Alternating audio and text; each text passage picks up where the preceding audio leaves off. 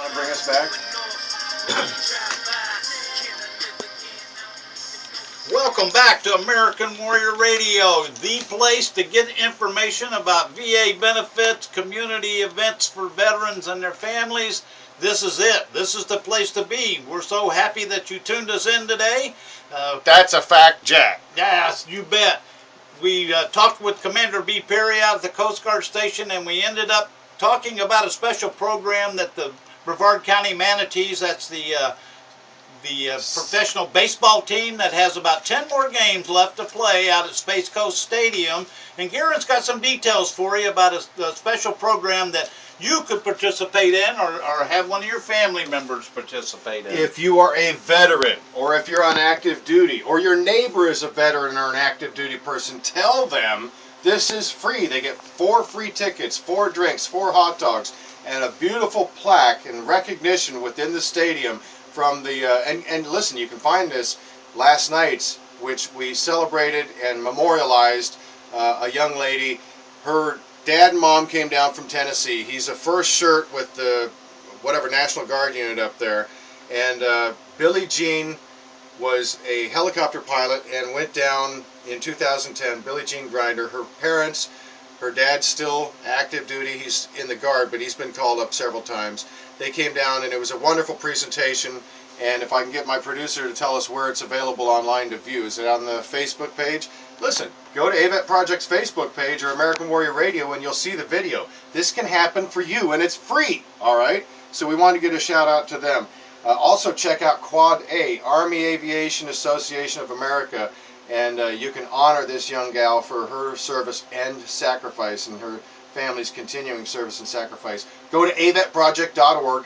Halfway down the page, click on the Manatees icon, fill out the form, fax it in, mail it in, email it, whatever you can do. Get it to the Manatees. There's still games available, but we want to get them filled up. Still time to honor a veteran and their service to our country, so get with it. No kidding. Well, Glenn, now we talked about some serious things. We wanted to hit a subject hot and heavy right now. What is it we're going to talk about? We're going to talk about just released modification to the fully developed claim process. What is that? Well, the fully developed claim process is basically, so you can understand easily, is you submit a claim on a newly developed form along with all the evidence that's needed to support that claim. Wouldn't you do that ordinarily? Most people don't, because Okay. they don't know what's all the evidence they need. And this is going to tell them? well, this will give them the opportunity to get their foot in the door in a fast-track lane. And quite frankly, I only retired a week ago, and by then we still hadn't had any of those fully developed claims decided, so I don't know how fast the fast track is at this point in time. Time will tell. I mean, anything's got to be faster than the year and 15 months that it was taken before, and so any step in this direction is the right thing. But that's a high side pass on what a fully developed claim is. Now, you will probably hear, or maybe read in the newspaper, or hear in the street. That's where all the misinformation comes from. True. Street talk, unfortunately. Yeah. Because people add things to it or subtract things from it, and by the time you hear it, it's not complete and it's not accurate. The VA on the 6th of August announced a modification to the fully developed claims, and this only applies, so it's like every other VA benefit, it's an if, and, or but criteria, and this only applies to claims they received from 6 August 2013 through August 5th of 2015, so there's a 2-year window to try and take opportunity for this. Okay. And what you'll hear in the advertisement is you can get up to a year's earlier effective date for your claim. So everybody will think if I file a fully developed claim, I'll get a year's earlier effective date. Wrong.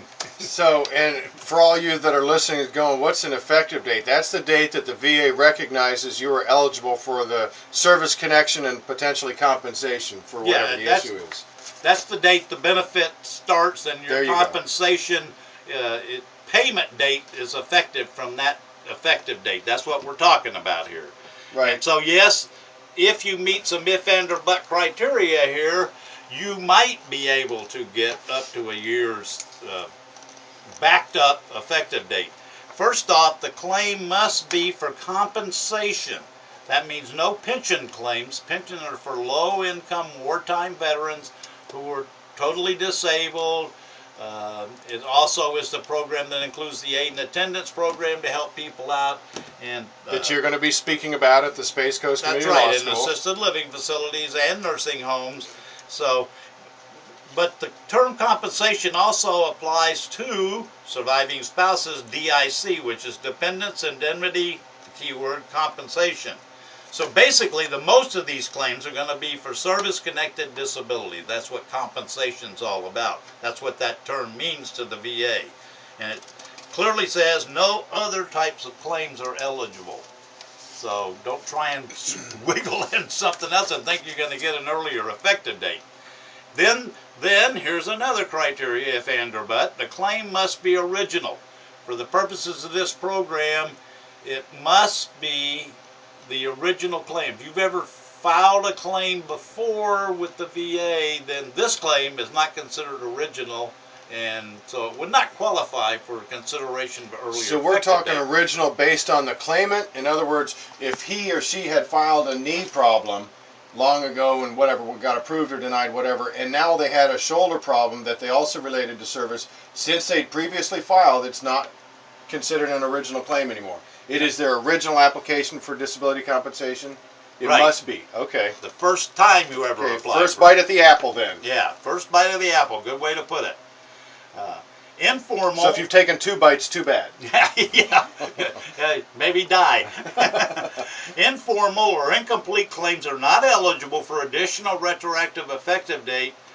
And there's an if, and, or but to that, and I'll cover that in a minute. Nothing can be simple in the VA world. Are you still awake out there, people? Okay, come on. Okay, the claim must be filed on a new form that I told you the VA has come up with, and that's a VA Form 21-526EZ. There is a Form 21-526 that claims were submitted on in the past.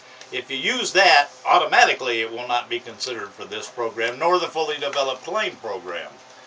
Then, the veteran must have here's a key point. The veteran must have separated from his or her last period of active duty service more than a year ago. Not less, more. And that gets them away from that presumptive period. I'm telling you. Which only us accredited representatives understand what I just said anyway. Exactly. And that's just a big hot mess as far as I can tell. Oh yeah, well, and then it must be received during that period, August 6th of this year through August 5th of 2015. And I'm not even going to go into the informal thing, but you can go back up to a year.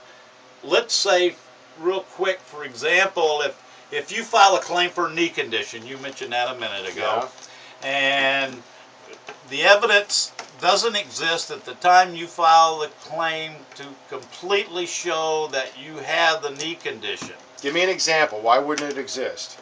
Well, you haven't gotten a diagnosis from whoever you've been getting treated from, or you haven't never been treated for it. Okay, even though you know that maybe you broke a toe.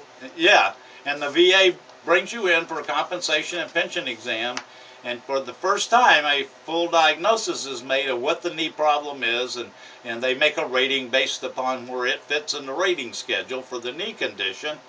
Then you're not going to go back a year. You're going to go back to the date the VA doctor made that first diagnosis of a knee condition. That's the earliest time you are actually eligible for the benefit. So that's why we say up to a year.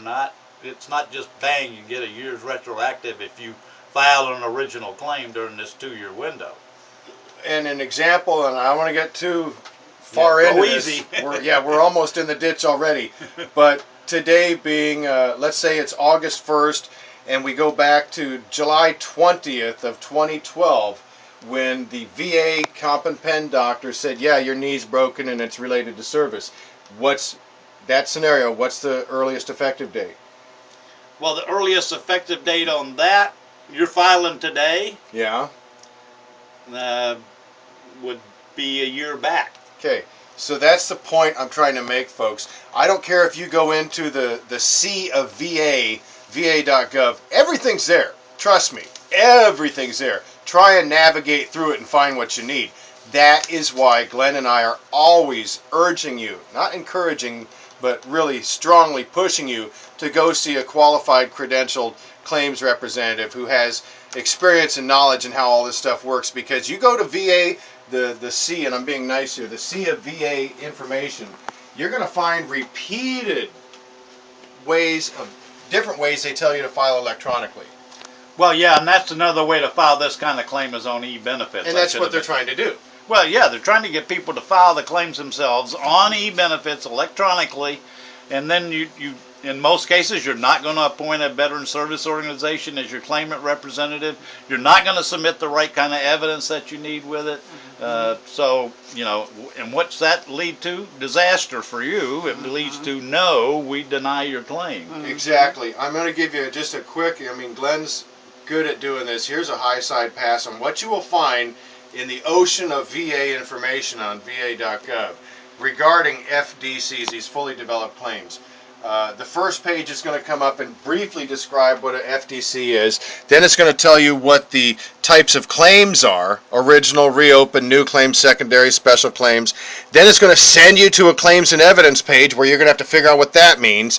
And then it's going to say who can file it. So as you can see, this is just page 1, and I haven't even gone halfway down the page. Exactly, and then you got to read between the lines. You got to know what between the lines really means when you're reading this stuff. And without a lot of training, you don't know. You can't make the right inferences from what you're reading. But let me throw in there that this program I talked about, where you could go back up to a year, does not preclude filing for a fully developed claim because you've already filed a claim before. You can still file for a fully developed claim. You just, if you don't meet that other criteria, you can't qualify for consideration for an earlier effective date. Exactly. There's even tutorials on there if you're willing to spend the 5 to 10 to 20 minutes to go through them on a step-by-step process of completing a fully developed claim online. Everything is a big thrust to push you to do it online. We strongly believe you should not do that. Well, absolutely, and you don't. From my perspective right now, anyway, there's no reason to do that because the VA has already hired a contractor out there, and if you file a claim with paper, using that form, VA Form 21-526 Easy, and you attach a whole bunch of medical evidence in support of that claim, they've already hired a contractor, and the first thing that happens to that claim is that contractor scans it all in, so the VA puts it in their data system, and they've got it electronically from the get-go. And, you know, you're relieved of any responsibility for scanning and submitting the evidence yourself. And you know, because the VA claims process is paper-driven. I don't care what they try and do. Now, they can do this, and that's a step in the right direction. Get it all scanned in when they get it. Hopefully, they're not like the pension service where they lose half the stuff that they scan in. Or forget that it's scanned in.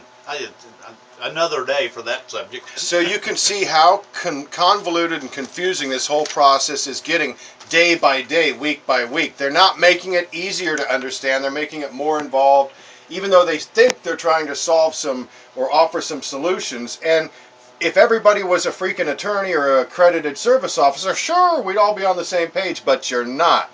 You're veterans, you're dealing with life and jobs and families and everything, and then you got injuries from your service.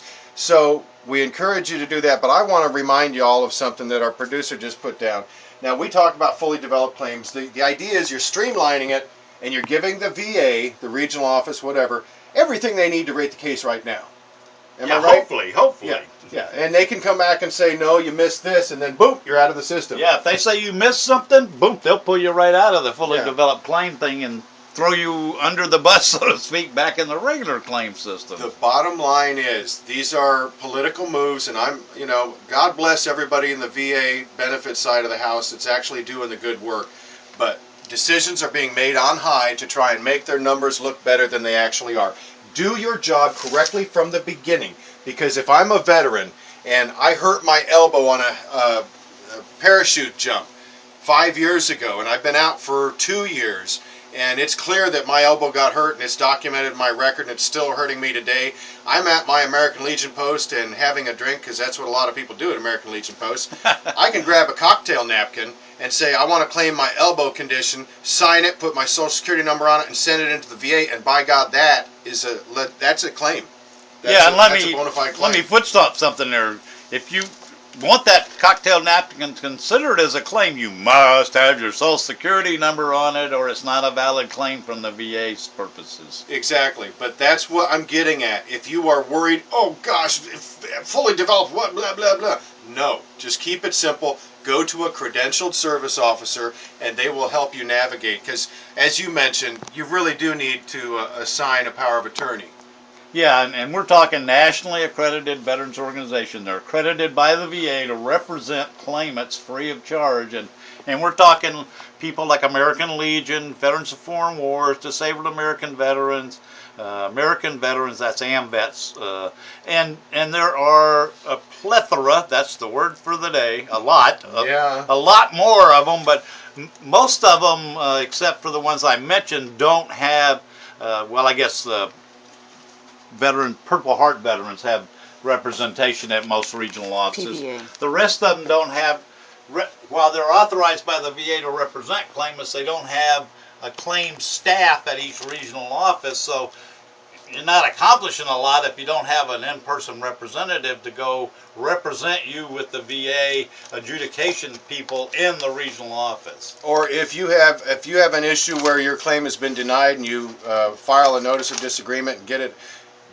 on appeal, you're going to have accredited representatives at a hearing, if you choose to have one, before a hearing officer. Free of charge. Yes, it's all free of charge. So please, we've noticed many more attorneys out there putting good money into commercial television trying to tell you we represent vets. Good idea, Glenn? Well, most attorneys, in my experience, don't have a lot of experience with the VA claims system or Title 38 of the United States Code or Title 38 of the Code of Federal Regulations. I'm not picking on attorneys in general. I'm just saying, if I were going to hire an attorney to do anything, sue my neighbor or whatever, I want to make sure that attorney is qualified in that kind of business. So, there are attorneys who are qualified out there, and there are attorneys out there who are not qualified. There are service officers out there who are qualified, and there are service officers out there who aren't qualified. This is true, but you're seeing a lot more on television about lawyers that are saying, we'll represent you before the VA for your disability claims. That's fine. Those programs, for them to be legit, have to be approved through the regional council or the regional office in the VA, and it has to be, if it's done right, it has to be after the decision's been denied. It has to be on appeal. Well, they can represent you, but they cannot charge you a dime. That's right, and they can't charge you a dime until the claim decision has been denied and a formal notice of disagreement in writing has been filed to the VA saying, I disagree with your decision to deny me, and that by itself is good enough to start a notice of disagreement.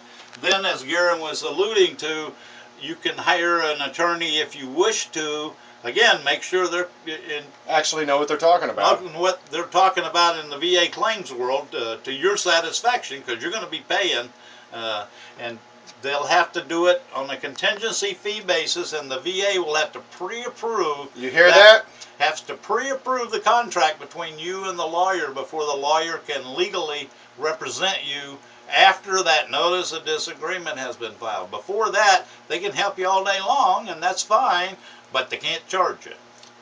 Perfect. Very well said. When those agreements do get done, our producer's just screaming at me to mention this. The contingency fee is often 33% of your first check, and if you've got an appeal that's been pending for 12, 13 years, and it's going to be some huge dollar amount, and you've been working with the DAV or the VFW or something all this time, and it's finally come to fruition, but you don't think it's fast enough, so you go see an attorney, and he or she jumps on board, they're going to take a third or more of your money right now once they get the approval, even though the work may have already been done by another organization. Yeah, and the appeals process is very, very slow. All of this fully developed claims and stuff to speed up the claims process don't apply to appeals. Oh, no. And in fact, I will tell you, in the regional office, they pulled all the people doing appeals to work on claims to make their statistics look better and get caught up on claims over 2 years old and then over 1 year old. And guess what's happening to appeals? They're just sitting there. And they've already been sitting there for 15 months and longer. And folks, as we've talked about, this is not an issue of resources, it's not an issue of manpower or more money. It's about effective management at the regional office level, making these people do the job they were hired to do and do it in a timely and orderly fashion. Glenn and I have been dealing with this system for decades. There's plenty of people, plenty of money. There's no changes needed other than to crack the whip and have them do their job right the first time. And quit changing everything. My goodness, I'm not even sure I'd want to work at the regional office for the VA with all. I can barely swallow all these changes coming down. I had a colonel I once worked for, and they kept giving us all these extra recruiters because they wanted more people. And he called up headquarters and he says, "You've exceeded my gulp rate. I can't train these people fast enough. I can't." So I think they're exceeding people's gulp rate right now, their own employees, including me. Yeah, and like we were talking about with the fully developed claim, simply put, if you're going to go online and do it, good luck. Follow all the prompts. I have 4 pages, and that's just the start. That's just the jumping off point, 4 pages. Better you go to a credentialed service officer, and the FDVA has a strong presence over at the VR clinic. Yeah. And your office is going to be coming up to speed, but we don't want to deluge them right now. No, they need a little time to catch their breath and start off with a new crew there. Exactly. So if you are looking for some attention, obviously you can go to the County Veteran Service Office in the Bravo building, but we're also encouraging you to go to the FDVA over in the VR clinic. That stands for Florida Department of Veterans Affairs, by the way. Exactly. And I don't know what else we can say about that, because it's just, it doesn't seem like it seems more political and somebody's trying to scratch somebody else's back here.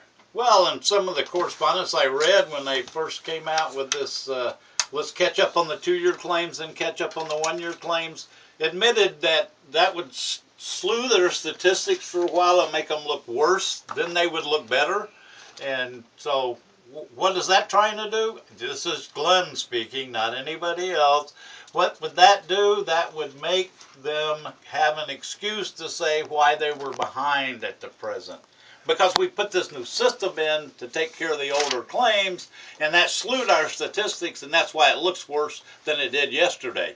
Well, that's because Congress is all over their rear end, and, Garen said it earlier, and I have to agree, there's some real politics going on here, and you're making too many changes all at one time for people to keep up with. Let's get an accredited agent and let them help you, because they can cut through the wheat and the chaff here. So. And if you have had a good experience with the benefit side of the VA, the Veterans Benefit Administration, we'd love to hear from you. Absolutely. Okay, we know there are good people doing good work within the VA regional office. We know an assistant director over in St. Pete that's done a remarkable job with the tasks he's had. But there is a systemic breakdown in how they're processing these claims, and that's what really needs to change. Yeah, and doing all this FDC, fully developed claim stuff, is really not the solution. Well, and it's not the hurt, but it's not the solution. I've talked to some people who work for the VA or did work for the VA in regional office level, and they said, I don't know what I'm going to do every day when I come to work, because they change the priorities every day. Yeah, it's not right. Probably a little bit of a oversimplification, but it makes my point. You keep throwing all these changes in there, and my goodness, I come to work, and now what are we doing? Exactly. Well, we're coming to the close of another edition of American Warrior Radio. Hope you've enjoyed our ranting and raving, but listen, there's been a lot of good information there too. And the bottom line there is, go seek credentialed, accredited service officer help when filing your claims, and they'll know what this FDC, fully developed claim stuff is. I got to get this mention out real quick. If you're not doing anything on August 16th, there's only 100 seats left. It's a VTOS-sponsored event. AVET Project is going to be there speaking about veterans benefits from 10 a.m. to 1 p.m. One Senior Place, 8085 Spyglass Hill Road. Secrets of VA Benefits. You can call them at 751 6771. Go to AVET Project, look it on the website or the Facebook page for more information. We're coming to the close again, folks. Hope you've enjoyed this episode. And, of course, we'll be back again next week. But we just really encourage you to keep listening and spread the word, because we need as big an audience as we can get so more and more veterans are educated correctly. But with that said, Glenn? Well, you can get the right news right here, right now. And as always, don't forget, think of that.